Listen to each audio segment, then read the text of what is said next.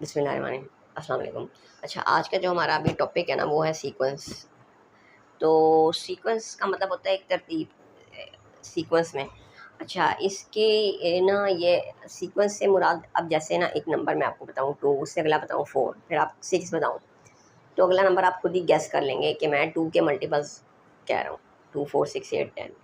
ठीक है, इसी तरह थ्री सिक्स नाइन 12 थ्री का टेबल, इसी तरह डिफरेंट तरह के नंबर हो सकते हैं। इसको कहते हैं सीक्वेंस। ठीक है, यानी कि एक ऑर्डर में चीज़ें आ रही हैं। अभी ये चैप्टर ना बड़ा आसान सा है, इसमें ना बस सिंपल ये सोचना होता है कि क्या कोई पैटर्न ऑब्जर्व करना होता है और फिर पैटर्न के मुताबिक ना चीज़ें देखनी होती हैं। ठीक है, तो अब ये चैप्टर जो है इसमें इसको स्टार्ट कर लेते हैं। तो हमारे पास ना ये क्वेश्चन नंबर 1,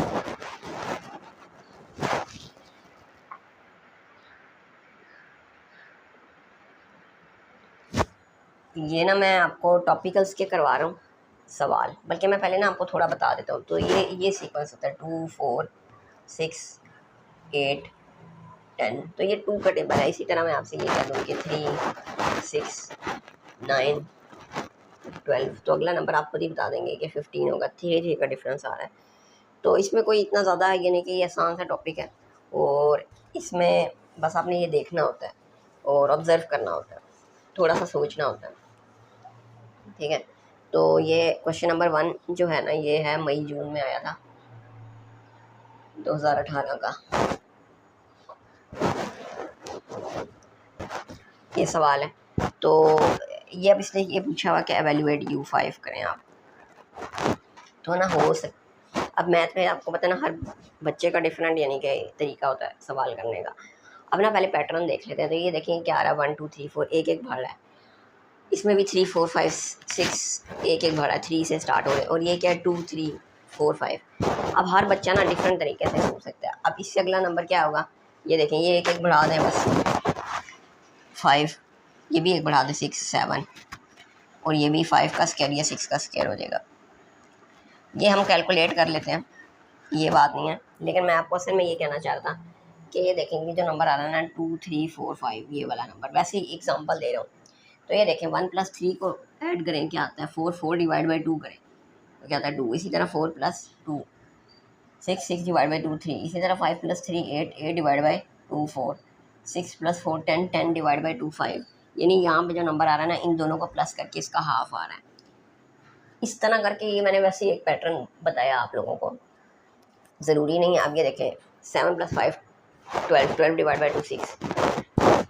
यूँ भी कर लें, ये करने की नहीं भी ज़रूरत है, हमें सिंपल पता चल रहा है कि 2 3 4 5 और अगला क्या होगा, एक ज़्यादा होगा। तो 5 7 35 और 6 का स्क्वायर क्या होता है 36, तो ये क्या हो जाएगा 71। तो ये कह रहा है कि जो इसकी nth टर्म है ना वो क्या है, ये हम इस फार्मूला से, यानी कि ना अभी हम आगे जाके ना फार्मूला बनाया करेंगे खुद से। तो फार्मूला ये होगा कि हम एक पैटर्न देखेंगे, वो पैटर्न के हिसाब से ना हम एक फार्मूला बना देंगे कि इस तरह इसका, यानी कि ये फ्लो इसका चल रहा है। ठीक है, तो वो फार्मूला उससे हम कोई भी टर्म निकाल लेंगे। ठीक है, मैंने 8वीं टर्म, ये तो 5वीं टर्म निकाली है ना, U1 का मतलब है पहली टर्म, U2 का पहले, दूसरी U3 का मतलब है तीसरी, U4 चौथी, और U5 का मतलब है 5वीं टर्म।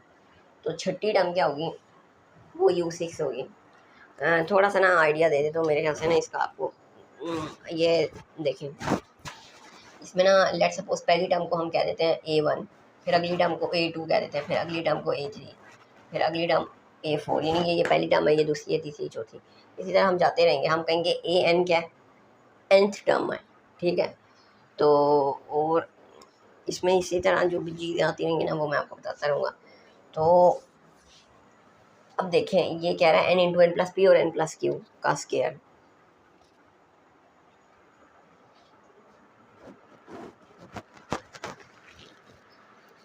तो n असल में ना ये वाली चीज़ है, और n + p क्या है, ये जो मल्टीप्लाई हो रहा है, और n + q क्या है, ये है।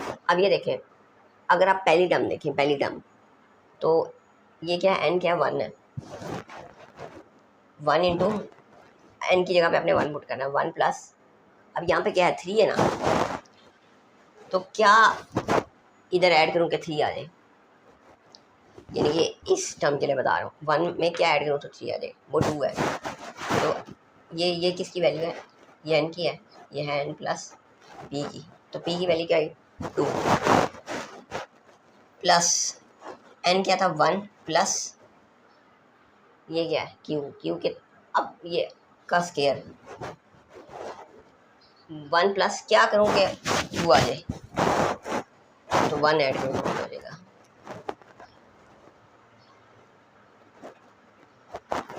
n प्लस q का स्केयर। तो इसके हिसाब से n क्या बना, इसके हिसाब से, ओ सॉरी n तो हमने खुद पुट किया ना, p क्या बना, p बना 2 और q क्या बना, ये भी हम अभी करते हैं। तो p क्या बना 2 और q क्या बना 1। लेकिन अभी एक मिनट दोबारा करते हैं, इस टर्म के लिए करते हैं, u के लिए इधर कर लेते हैं।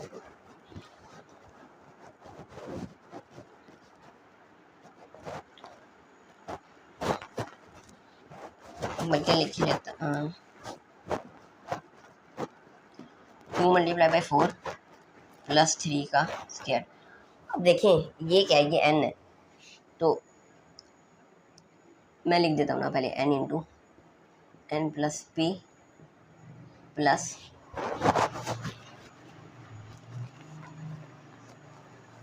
क्यू का स्क्वायर। n क्या है 2, n क्या है 2 प्लस ये चीज़ क्या है n प्लस पी, 4 क्या है n प्लस पी। तो यानी कि यूँ लिख दूँ ना मैं, n plus p is equal to 4, n कितना है 2 है, 2 plus p is equal to 4।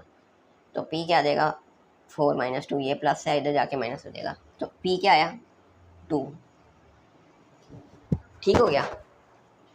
और n कितना हमने लिया था इस दफ़ा 2 प्लस 2 में क्या ऐड करूँ तो 3 आता है, 2 में क्या ऐड करूँ तो 3 आता है 1, यानी कि ये क्या था n प्लस क्यू था, n प्लस क्यू क्या था ये 3 था। तो n कितना था, n हमने कितना लिया था 2 plus q is equal to 3 और q इज इक्वल टू ये 2 इधर प्लस हो रहा है जाके माइनस हो जाएगा, तो ये 3 माइनस 2 1 आ गया। अब ये देखें हमारे पास p क्या आया 2 और q क्या आया 1, p क्या आया 2 q क्या आया, ये सारी टर्म्स के लिए यही आएगा, ठीक है। फाइंड क्या करना हमने, a b और c। तो पहले मैं यू एन का लिख लेता हूँ ना, अभी जो पीछे हमने किया था यू एन क्या था, यू एन था n into n plus p plus n plus q का स्क्वायर था, यही था ना। तो अब बात यह है कि p हमारा आया था 2 और q क्या आया था 1। इसको ना हम वो करते हैं सिंप्लीफाई करते हैं, n into n square plus n into p n plus n plus p whole का स्क्वायर। ये तो वो वाला फार्मूला है ना a प्लस बी होल का स्क्वायर। तो a प्लस बी होल का स्क्वायर क्या होता है, a square plus b square plus 2ab, सही है ना, ये आता है ना formula, n square plus q square plus 2qn, सही है। मैं ना एन स्क्वायर वाला को इकट्ठे करता हूँ, एन स्क्वायर और एन स्क्वायर क्या हो जाएगा 2n स्क्वायर पी एन और 2qn, इसको भी इकट्ठा लिख लेता हूँ और सिंपल वालों को इकट्ठा कर लेता हूँ। तो ये एन वाला ये सिंपल है plus q square, n square क्या 2n, ये क्या आ गया ये, इसमें से n कॉमन ले लेते हैं तो ये आ जाएगा p प्लस 2q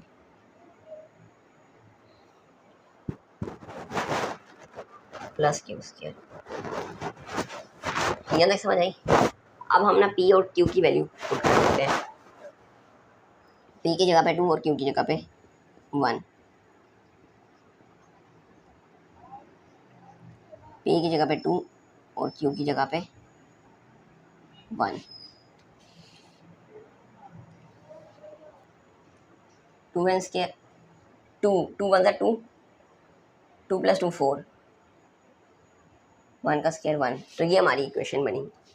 अब वो उसने क्या इक्वेशन बनाई थी an स्क्वायर, यानी कि उसने ये लिखी थी an square plus bn plus c, यानी कि n स्क्वायर का जो कॉफिशेंट है वो a है, n का जो कॉफिशेंट है वो b है और जो कांस्टेंट है वो c है। तो a क्या आया 2, b क्या आया 4 और c क्या आया 1। बहुत ही सिंपल सा सवाल था। तो ना क्वेश्चन नंबर 2 है, ये है अक्टूबर नवंबर का, अक्टूबर नवंबर 2018 का। तो ये है the value of each term of a sequence is the value of each term of a sequence is 4 more than the value the term before it is 4 more than term before it।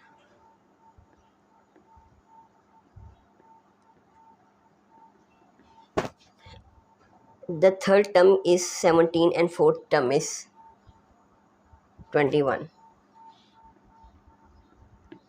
The third term is कितनी है 17 है and fourth term 21 obviously।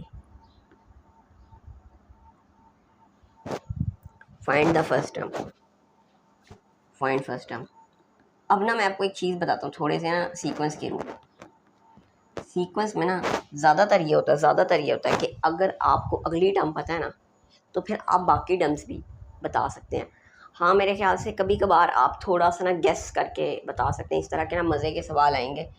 तो यानी कहने का मतलब है कि अगर ये 4 है ना और इससे आगे 6 है और अगर मैं कहूँ कि इससे पीछे क्या होगा, इधर क्या होगा, और मैं कहूँ इससे आगे क्या होगा, और मैं आपको ये बात कह दूँ सिंपल सी कि इन दोनों के दरमियान कॉमन डिफरेंस है। कॉमन डिफरेंस से मुराद है कि ये 4 और 2 में कितना डिफरेंस है 2 का। तो इससे जो आगे वाली टर्म होगी वो इससे 2 ही ज़्यादा होगी, तो वो क्या होगी 8, और इससे पीछे वाली इससे 2 कम होगी। ठीक है, ये बात समझ आती है। अच्छा अभी हम ना इसका एक वो बना लेते हैं। फाइंड फर्स्ट टर्म पहला पार्ट है और find an expression for nth term. Expression for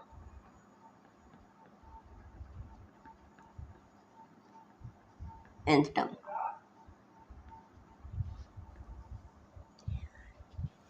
तो देखें मैं कहता हूँ पहली टर्म A1 थी, फिर अगली A2 थी, फिर A3 थी, फिर A4 थी। ठीक है, तो A3 क्या थर्ड टर्म, मैं इधर लिख लेता हूँ 17 थी, और अगली क्या फोर्थ क्या है 21। ये A4 है, A4 है। ठीक है, अब देखें एक चीज़ उसने कही है, the value of each term of a sequence is 4 more than the term before it, कि जो अगली टर्म है ना वो पिछले से 4 ज़्यादा है। ठीक है सिंपल, तो इससे पीछे वाली है इससे 4 कम है, इससे पीछे वाली यानी कि वो क्या होगी, वो होगी इससे 4 कम। 17 में से 4 माइनस करे क्या आता है 13, और इसमें से 4 कम करे 13 में से तो क्या आता है 9 आता है। तो पहली टर्म क्या होगी A1 जिसको कहते हैं, या फर्स्ट टर्म लिख दें आप,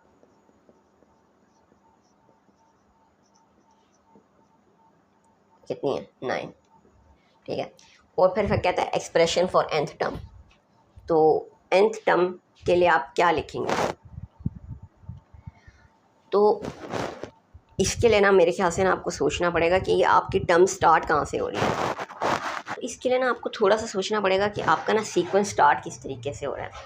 तो एक्चुअली कुछ बुक्स में वो लोग स्टार्ट करते हैं n = 0 से, और एक कुछ में स्टार्ट करते हैं n = 1 से। हमारे इधर ना ये है कि n = 1 से मोस्टली स्टार्ट होगा।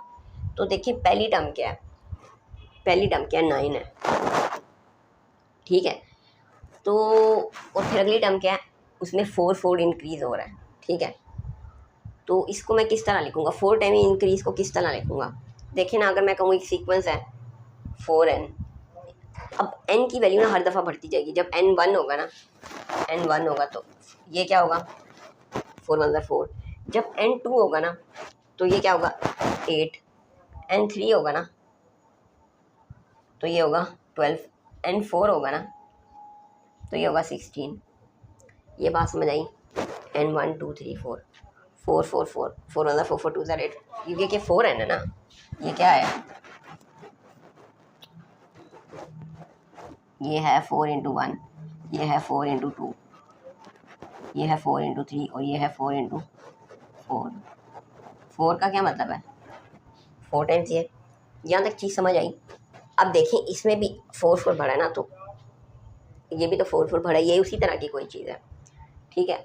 लेकिन स्टार्टिंग कहाँ से हो रही है 9 से, तो 4 में क्या ऐड करें तो 9 आता है, 5, 4 और 5 ऐड करें।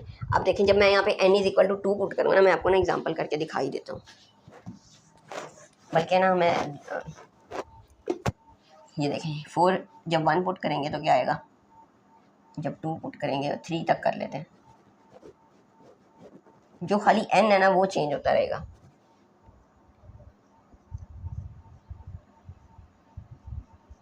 तो n एक एक बढ़ता रहेगा।